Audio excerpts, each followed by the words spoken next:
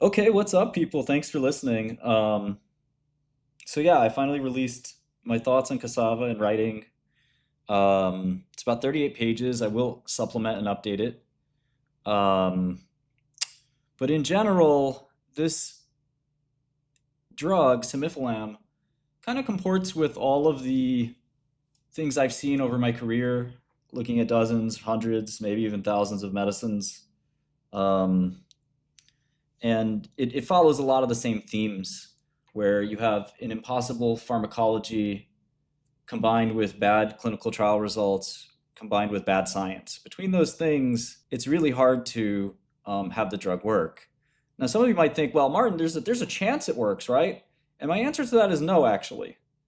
If you flip a coin, I can't tell you whether it's going to be heads or tails. But if you throw a baseball, I can tell you that it's not going to exit the solar system at the speed of light. There are laws of physics that reality must obey. And those laws of physics guide me to this idea that simifalam cannot possibly work unless everything I know about medicine, chemistry, biology, pharmacology, etc., is wrong.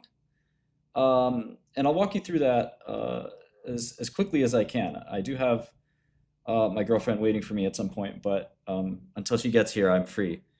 And then she's in charge. Anyway, I want to start with the molecule itself. So, starting with the chemistry, simifalam is a very small molecule. It's around 250, maybe 280 molecular weight. It doesn't really look like a drug.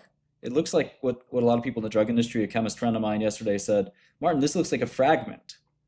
Fragment is kind of these tools that chemists use to make building blocks to make other drugs. And I would agree with that. The drug is very, very small. Normally, that's really not that big of a deal if you're making a drug that inhibits a receptor at its orthosteric site. But that's not what simifalam is. Simifalam is binding a structural protein at a distal site, at an allosteric site. And it's very distal to where the action happens with filament. The protein is called, by the way, filament A. It's one of the biggest structural proteins in the body. It forms part of the cytoskeleton with actin. Its main job is to bind actin. It has a lot of other theorized jobs, but in general, that's really all it does. And this protein doesn't really make sense how or why it could be related to Alzheimer's. And the only person that's ever made this connection is Dr. Wang, the CUNY investigator who was unfortunately arrested by the FBI. And it appears, at least according to the allegations, which seem very, very strong, that he faked all of his data. And so in any event, simifalam is a very small molecule, but it's supposed to bind this part of filament A that interacts with other proteins. So imagine two really big objects. You can think of them as like, I don't know, in Star Wars, like two big ships docking together. Simifalam is like a baseball between the two docking stations. And it really is not going to be able to, because it's so small, to block the docking. That's the best analogy I can give you. Usually a key goes into the keyhole in pharma, and simifalam is more like, I don't know, a gigantic key going into a very big keyhole, and simifalam is a tiny like ant trying to stop the key from going into a keyhole. There's a sort of another analogy. It's just far too small to work.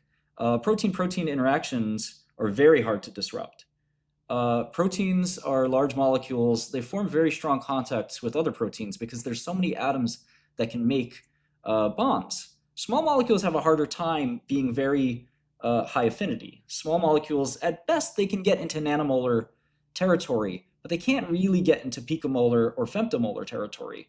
Antibodies can because they're proteins. They have a lot of ways to make contacts. There's a lot of hydrogen bond donors, a lot of hydrogen bond acceptors, which is the bread and butter of pharmaceuticals. But unfortunately, small molecules can't do that. That's why they're kind of limited as a tool. They have other versatility, which is great. They can creep into small spaces inside the cell and so forth, but they're not really great for protein-protein interaction inhibitors. And only a few protein-protein interaction inhibitors even exist. And of the ones that exist, they're very large. So I would point you to the canonical one, which is Abbvie's venetoclax. It was very hard to make venetoclax. They basically deserve a Nobel Prize for it. It had never really been done in pharmaceuticals. And they made this beautiful protein-protein interaction inhibitor that actually works.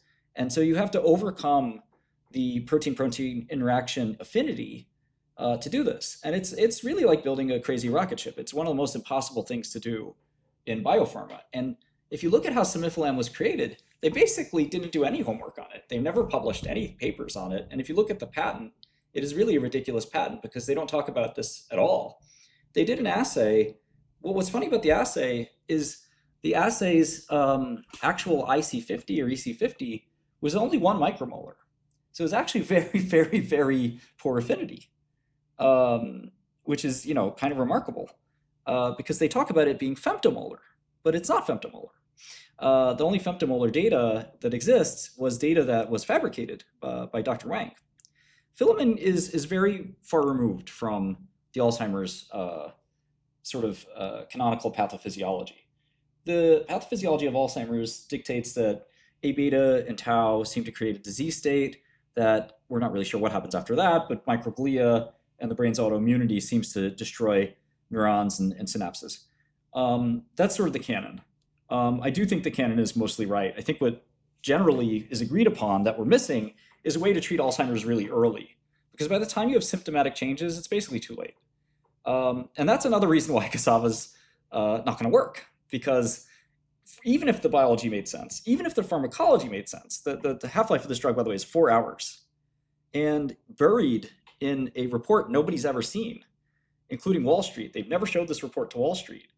Buried deep down in the investigator's brochure, which is this big, long, meaty document that even doctors don't read. In the clinical investigator's brochure, which you get before you run a clinical trial, they said that the drug goes to all the organs of the human body but the brain. But the brain and bone get the least amount of this drug.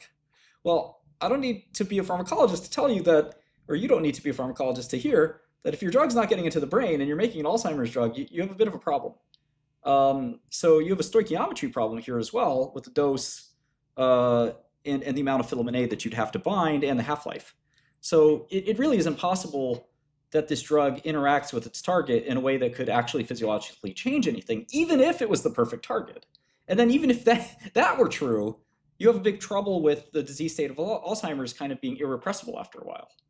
Donanemab worked, of course, from Eli Lilly, but its effect is fairly modest. The most important thing to know about Cassava is their phase 2 results were very, very, very bad. Amongst the worst data I've ever seen in my life.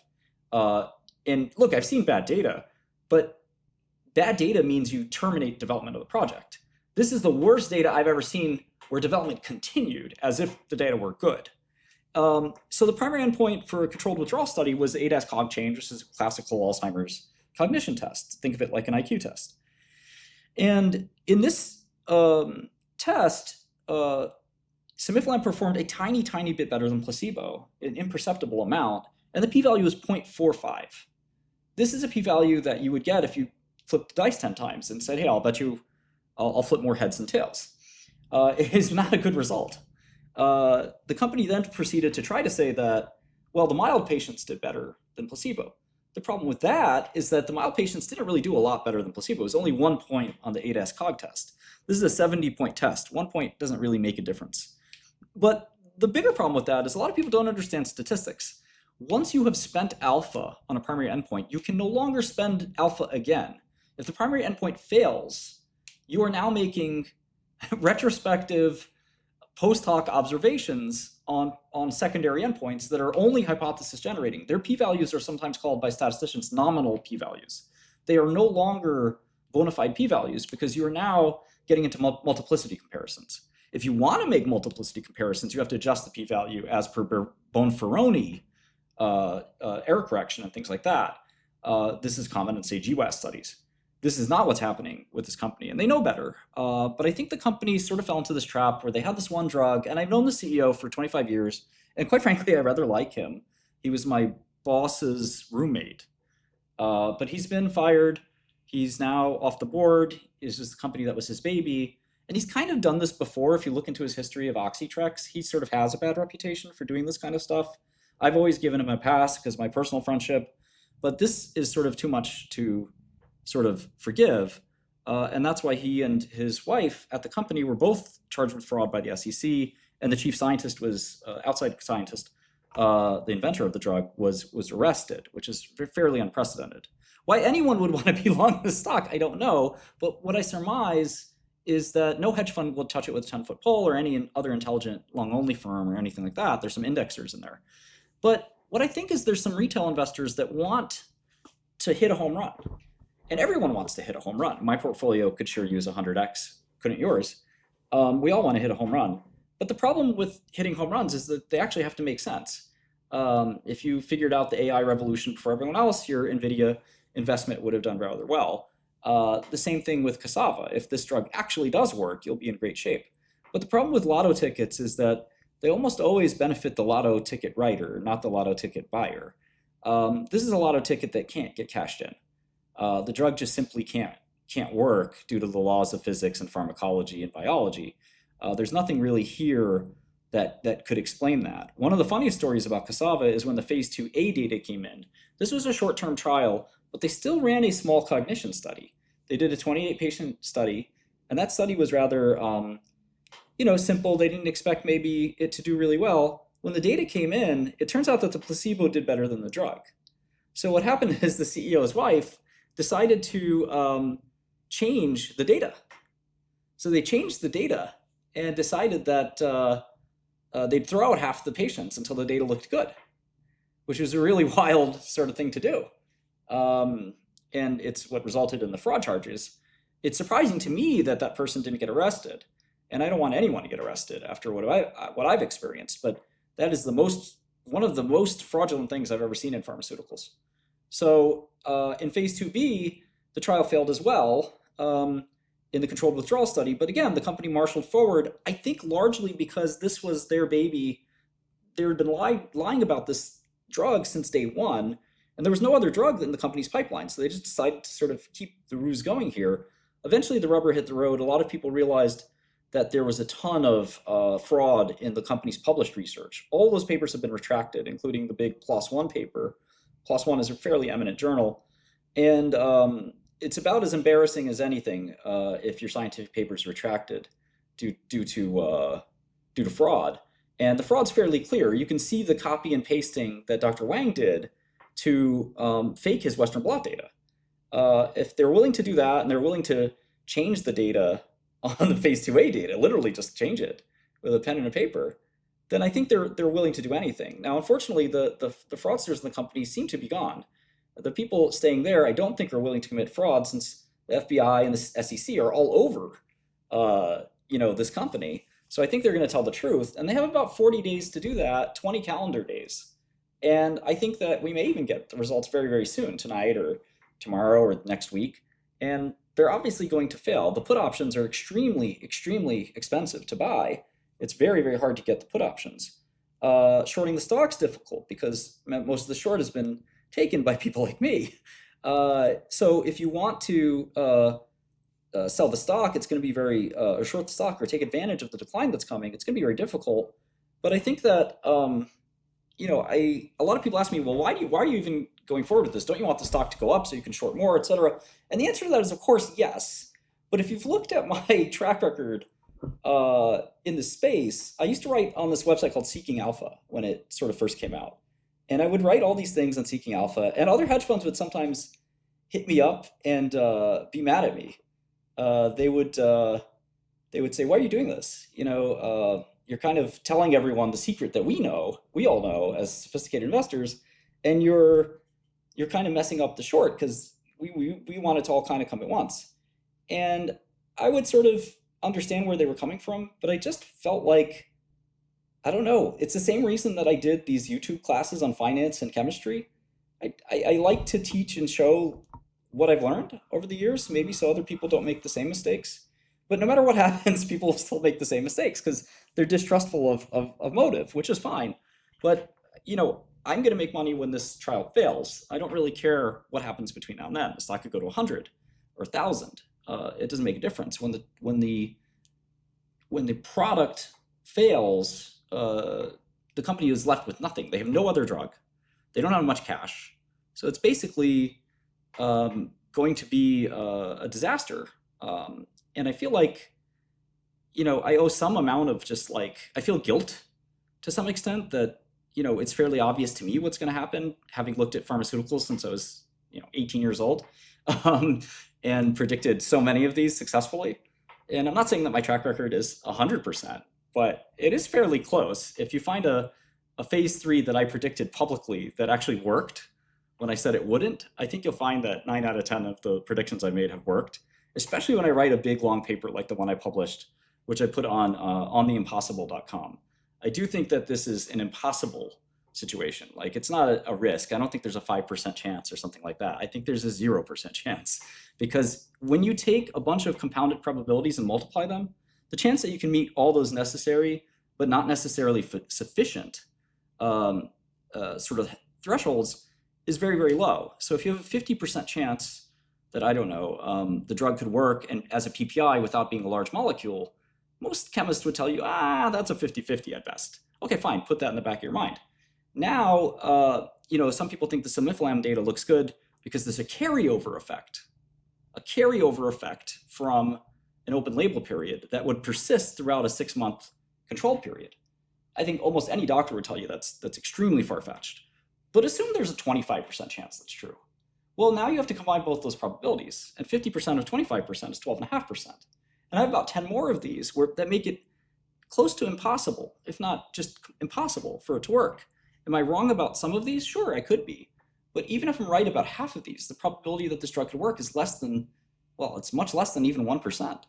So if you look at Alzheimer's drugs in general, 98% of them have failed. We just don't understand Alzheimer's that well. And Alzheimer's is the biggest prize in pharmaceuticals. It makes Ozempic look small. And I'm not being hyperbolic here. There's nothing bigger than Alzheimer's in pharma. It is the wet dream of every big pharma CEO. The problem is it seems like we have to intervene in the disease way earlier than we have been. Alzheimer's starts like 20, 25 years before you actually get symptoms. Once you have the symptoms of Alzheimer's, I'm not sure any drug can work. And that's why 98% of the phase 3s have failed. Now, I could be wrong about that. I readily admit that. It could totally be false. And we've just been picking on the wrong enzymes, the wrong proteins, and this is the one. But the problem with that is that you still have to look at the probability. The probability that that's true is, I don't know, 25%, 50%.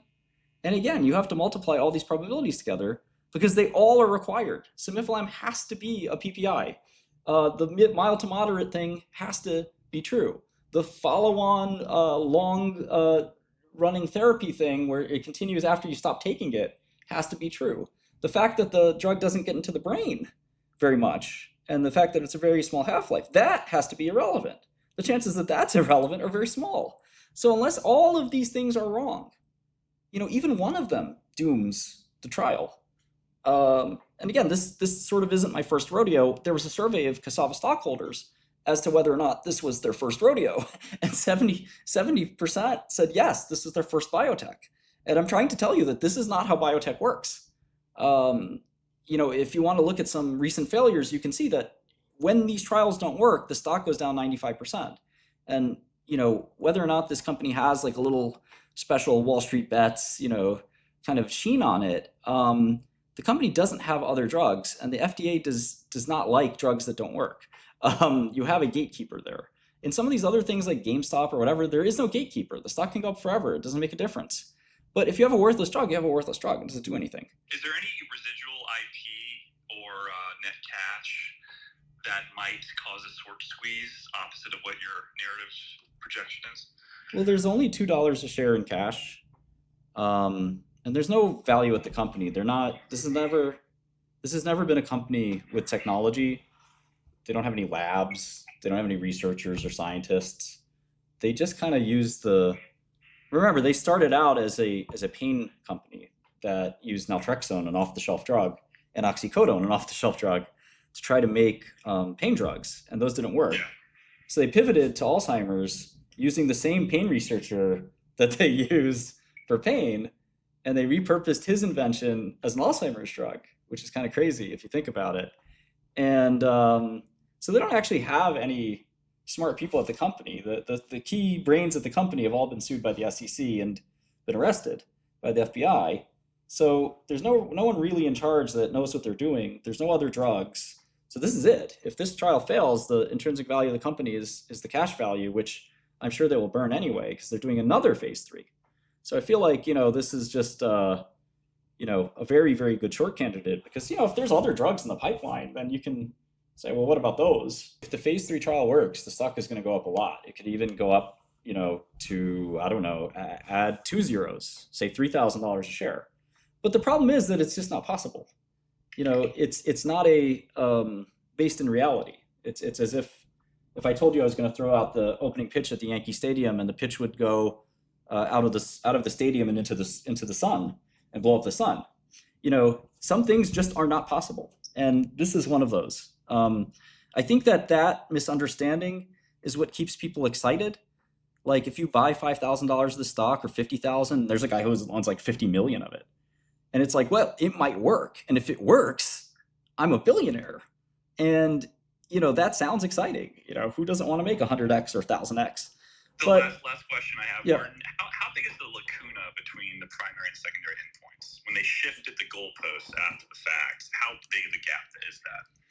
Well, in medicine, it's really a no-no, because if you knew what endpoint would work a priori, you would have set the endpoint a priori. You wouldn't have said, well, we failed the primary endpoint, but look at these secondary endpoints. You would have made that secondary endpoint your primary endpoint.